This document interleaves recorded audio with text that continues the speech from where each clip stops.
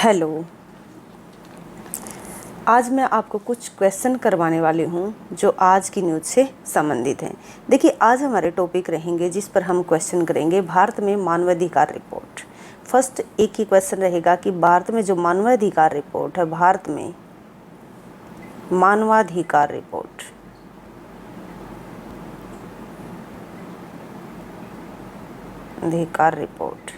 First इसके ऊपर question रहेगा। सेकंड आपका रहेगा यहाँ पर कि भारत में सामान्य मानसून, यानी कि सेकंड क्वेश्चन आपका रहेगा मानसून से संबंधित। उसके बाद जो थर्ड क्वेश्चन रहेगा नव वर्ष के पारंपरिक त्यौहार। नव वर्ष के जो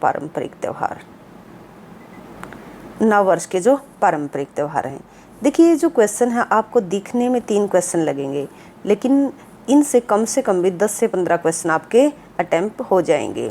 जहाँ पर भी इनसे कोई भी क्वेश्चन आएगा तो आपके सारे के सारे क्वेश्चन आप सोल्व कर पाओगे। इनको इतना डिटेल में आपको बताया जाएगा। देखिए, क्वेश्चन पढ़िए कि सार्वभौम घोषणा जो मौलिक अधिकारों के अलावा जो मौलिक अधिकार है, मौलिक अधिकारों के अलावा भारत के संविधान का निम्नलिखित में से कौन सा भाग मानवाधिकार की सार्वभौम घोषणा, इनकी जो ये क्वेश्चन किससे, सार्वभौम घोषणा जो 1948 के सिद्धांतों और प्रावधानों को दर्शाता है या प्रतिबिंबित करता है।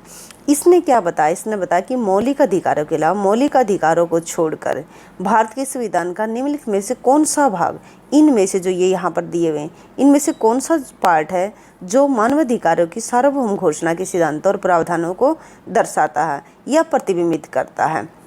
ये क्वेश्चन यूपीएससी में पूछा गया 2020 में। तो देखिए, फर्स्ट है इसमें प्रस्तावना, सेकंड है राज्य के नीति निर्देशक सिद्धांत जिसको डीपीएसपी भी आप बोलते हो, और थर्ड है मौलिक कर्तव्य। यानी कि जो इसका आंसर होगा वो होगा आपका डी, 1, 2, 3।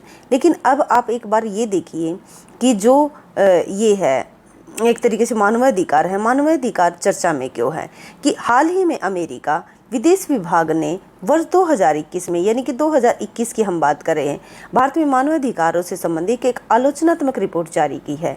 यह रिपोर्ट प्रतिवर्ष पूर्वव्यापी आधार पर अमेरिकी कांग्रेस को प्रस्तुत की जाती है, जिसमें नागरिक, राजनीतिक और सामाजिक कार्यकर्ता अधिकारों की स्थिति पर देशवार चर्चा शामिल होती है। दिसंबर 2021 में गृह मंत्रालय द्वारा राज्यों में मानवाधिकार के उल्लंघन से संबंधित आंकड़े राज्यसभा में उपलब्ध कराए गए थे। अब यहाँ पर आप देखिए मानवाधिकार क्या होता है। सबसे पहले जो मानवाधिकार होता है, सरल शब्दों में कहें तो मानवाधिकार का आशय ऐसे अधिकारों से है जो जाति, लिंग, आप देखिए जो जाति होगा, लिंग होगा, जाति, लिंग, राष्ट्रीयता, भाषा, धर्म या किसी अन्य आधार पर भेदभाव किए बिना सभी को प्राप्त होते हैं। तो आप समझ गए होंगे कि मानवाधिकार वो अधिकार होते हैं जो जाति, लिंग, राष्ट्रीयता, भाषा, धर्म या किसी अन्य आधार पर भेदभाव किए बिना सभी को प्राप्त होते हैं। मानवाधिकारों का मुख्यतः जीवन और स्वतंत्रता का अधिकार, गुलामी और यातना से मुक्ति का अधिकार, अभिव्यक्ति की स्वतंत्रता का अधिकार तथा काम एवं शिक्षा प्राप्त करने का अधिकार आदि शामिल है। ये अधिकार शामिल है जीवन और स्वतंत्रता अधिकार, गुलामी और यातना से मुक्ति का अधिकार, अभिव्यक्ति की स्वतंत्रता का अधिकार, काम एवं शिक्षा प्राप्त करने का अधिकार है। आई होप कि आप सभी समझ गए होंगे। अब देखिए, इसके बारे में हम आगे देखते हैं। सेकंड क्या है कि वर्ष, इसकी एक्सप्लेनेशन है इस क्वेश्चन की, इसको ध्यान से समझिएगा कि वर्ष 1948 की बात कर रहे हैं कि 1948 में संयुक्त राष्ट्र महासभा जिसको यूएनजीए द्वारा घोषित मानवाधिकारों की सार्वभौम घोषणा, यानी कि यूडीएचआर, प्रत्येक मनुष्य की समानता और गरिमा को स्थापित करती है तथा सभी लोगों को उनके समस्त अधिकारों और स्वतंत्रताओं का निर्वहन करने में सक्षम बनाने हेतु प्रत्येक सरकार के मुख्य कर्तव्य को निर्धारित करती है। अब प्रस्तावना की हम बात करते हैं कि प्रस्तावना का क्या उद्देश्य होता है। जैसे न्याय, यानी कि सामाजिक, आर्थिक और राजनीतिक, आपको न्याय मिले सामाजिक आधार पर भी, आर्थिक आधार पर भी, राजनीतिक आधार पर भी। ये क्या होगा, न्याय मिल गया आपको, समानता होगी और स्वतंत्रता भी। यूडीएचआर क्या है, सार्वभौम घोषणा के सिद्धांतों को दर्शाती है। उसके बाद राज्य के जो नीति निर्देशक तत्व है, सिद्धांत है, यानी कि डीपीएसपी, अनुच्छेद 36 से अनुच्छेद 51 के तहत प्रदान किए गए डीपीएसपी ऐसे सिद्धांत हैं। आपको अगर पूछे कि जो डीपीएसपी है वो आर्टिकल कितने से कितने तक है, 36 से 51 तक, जिनका उद्देश्य सामाजिक और आर्थिक न्याय प्रदान करना है तथा कल्याणकारी राज्य के दिशा निर्धारित करना है। डीपीएसपी राज्य पर दायित्व के रूप में कार्य करते हैं जो मानवाधिकारों के अनुरूप हैं। कुछ डीपीएसपी जो मानवाधिकारों के साथ तालमेल बिठाते हैं इस प्रकार से। इसको देखिए नेक्स्ट स्लाइड में, एक सेकंड रुकिए।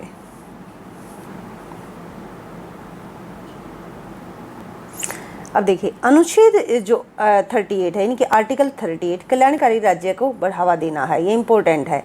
आर्टिकल 39 असमानताओं को कम करना है। आर्टिकल 39A मुफ्त कानूनी सहायता प्राप्त करना है। आर्टिकल 41 बेरोजगार, बीमार, विकलांग, वृद्ध व्यक्तियों जैसे समाज के कमजोर वर्गों का समर्थन करता है। आर्टिकल 43 निर्वाह मजदूरी सुनिश्चित करना है, यानी कि एक तरीके से आपको कम से कम इतनी मजदूरी तो मिलनी चाहिए जिससे आपका काम चल सके, आपका जीवन निर्वाह हो सके।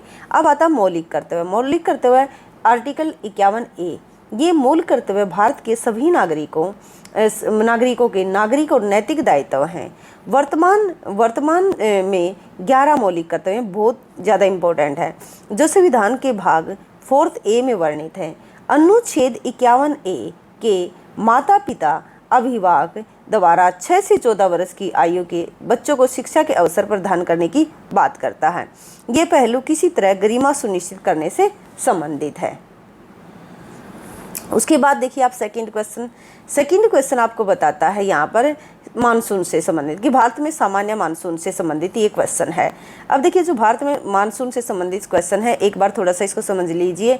हाल ही में भारत मौसम विज्ञान विभाग, जिसको हम IMD बोलते हैं, भारत मौसम विज्ञान विभाग IMD ने वर्ष 2022 के लिए अपना पहला लॉन्ग रन फोरकास्ट LRF, जिसको हम बोलते हैं, जारी किया, जिसमें कहा गया कि देश में लगातार चौथे वर्ष मानसून सामान्य रहने की संभावना है। इस वर्ष के लिए सामान्य दक्षिणी पश्चिम मानसून, यानी कि जो दक्षिण से पश्चिम की तरफ, ये क्या करें कि जो दक्षिण से, ये क्या आपका दक्षिण है, दक्षिण से जो पश्चिम की तरफ मानसून का पूर्वानुमान लगाते हुए IMD ने औसत वर्षा की परिभाषा को संशोधित किया है। प्रत्येक वर्ष IMD 2 चरणों में पूर्वानुमान जारी करता है। पहला आपका अप्रैल में करता है, पहला आपका जो अनुमान लगाया जाता है अप्रैल में। उसके बाद जो दूसरा होता है मई के अंतिम सप्ताह में, यानी कि पहला अप्रैल में और दूसरा मई के अंतिम सप्ताह में। ये एक अधिक विस्तृत पूर्वानुमान है जो देश के मानसून से संबंधित जानकारी प्रदान करता है।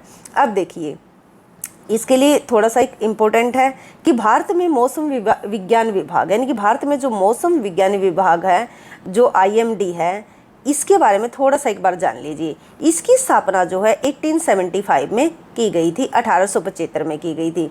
ये भारत सरकार के पृथ्वी विज्ञान मंत्रालय, यानी कि जिसको मिनिस्ट्री ऑफ अर्थ साइंस, इसको आप बोलते हो मिनिस्ट्री ऑफ अर्थ साइंस, इसकी एक एजेंसी है, यानी कि जो IMD है वो किसकी एजेंसी है, मिनिस्ट्री ऑफ अर्थ साइंस की एजेंसी है। ये मौसम संबंधी अवलोकन करना, मौसम का पूर्वानुमान लगाना, भूकंप विज्ञान के लिए जिम्मेदार एक प्रमुख एजेंसी है। तो आई होप कि यहाँ तक आप सभी समझ गए होंगे। अब आगे देखिए यहाँ पर कि जो ये क्वेश्चन है कि निम्नलिखित कथनों पर विचार कीजिए, जो कि 2012 में पिछाया हुआ एक क्वेश्चन है। इस पर विचार करते हुए आप देखिए कि मानसून की अवधि दक्षिणी भारत से उत्तरी भारत की ओर घटती है। अब ये आपको क्या बता रहे हैं,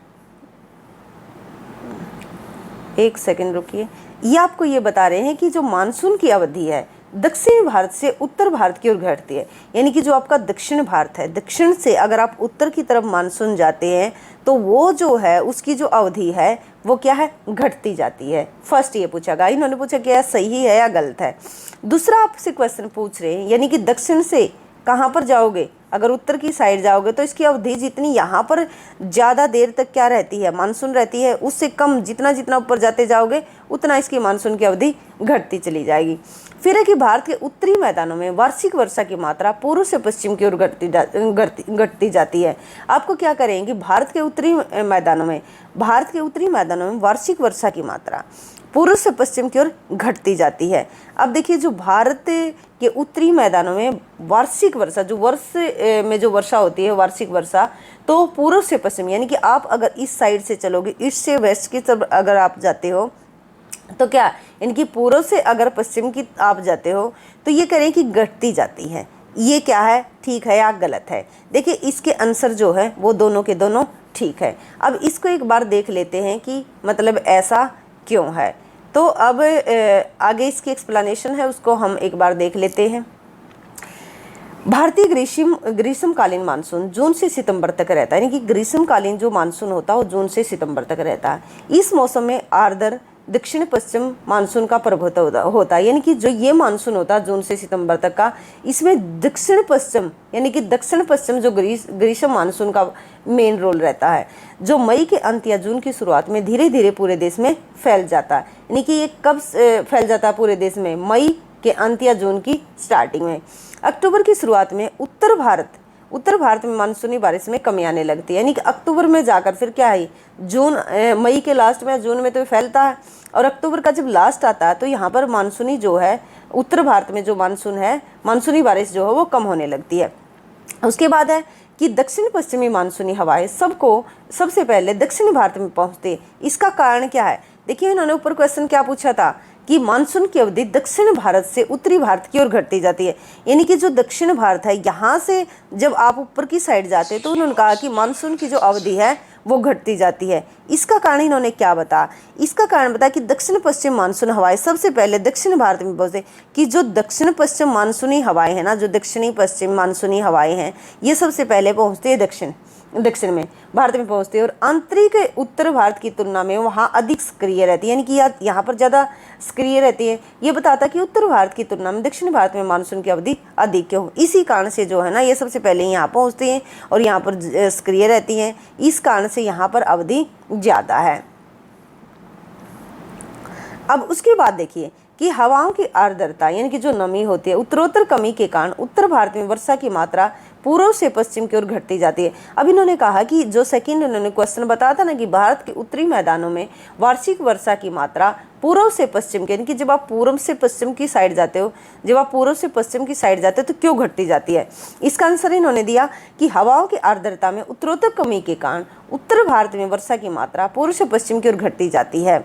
आर्द्रता यानी कि नमी के कारण। जैसे जैसे दक्षिणी पश्चिम मानसून की बंगाल की खाड़ी कौन सी साइड है? यहाँ पर ये बंगाल की खाड़ी है। तो ये क्या कर रहे हैं कि जो बंगाल की खाड़ी है, दक्षिणी पश्चिम मानसून की बंगाल की खाड़ी की शाखा की नमी वाली अंतर्देशीय हवाएं आगे बढ़ती हैं तो वे अपने साथ लाने वाली अधिकांश समय को समाप्त कर देती हैं। इसके परिणाम स्वरूप पूर्व से पश्चिम की ओर वर्षा की मात्रा में धीरे धीरे कमी होने लगती है। इसके बाद देखिए जो हमने क्वेश्चन यहाँ पर है, एक सेकंड रुकिएगा, हमने एक क्वेश्चन क्या था कि नव वर्ष के पारंपरिक त्यौहार, ये जो नव वर्ष के पारंपरिक त्यौहार हैं इससे रिलेटेड ये क्वेश्चन है। भारत के राष्ट्रपति ने चैत्र शुक्लादि, गुड़ी पड़वा जो है, उगादि, चेटी चंड, वैसाखी, विशु, पुथांडु और वोहाग बिहू की पूर्व संध्या पर लोगों को बधाई दी। वसंत ऋतु के त्यौहार भारत में पारंपरिक नव वर्ष की शुरुआत के प्रतीक हैं। अब देखिए आइए चलते हैं, मतलब इनको एक बार देख लेते हैं कि निम्नलिखित युग्मों पर विचार कीजिए कि पारंपरिक त्यौहार, ये जो यहाँ पर नीचे 3 पारंपरिक त्यौहार दिए गए हैं, क्या ये इनका जो मिलान है वो सही है? कौन सा ठीक है, कौन सा गलत है? फर्स्ट है कि चाप चार कूट उत्सव, क्या ये मिजोरम का है? खोंग जोम परबा गाथा गीत, क्या ये मणिपुर का है? थांग तान नृत्य, क्या ये सिक्किम का है? तो देखिए इसका आंसर है बी, 1 और 2, ये दोनों के मिलान सही है। आइए देख लेते हैं एक बार इसकी एक्सप्लेनेशन कि जो चाप चार कूट मिजोरम, यानी कि चाप चार कूट मिजोरम के सबसे पुराने त्योहारों में से है। तो क्या है चाप चार की, इन्होंने क्या बात की कि जो चाप चार था आपका कूट उत्सव, वो क्या है, मिजोरम का त्यौहार है। तो ये क्लियर हो गया आपका, तथा इसका एक महान सांस्कृतिक महत्व भी है। दूसरा आपने देखा कि खोंग जोम परबा गाथा गीत जो है, खोंग जोम प्रभा गाथा गीत या फिर ढोलक का उपयोग करते हुए, खोंग जोम प्रभा ढोलक का उपयोग करते हुए मणिपुर से गाथा गीत गायन की एक शैली है।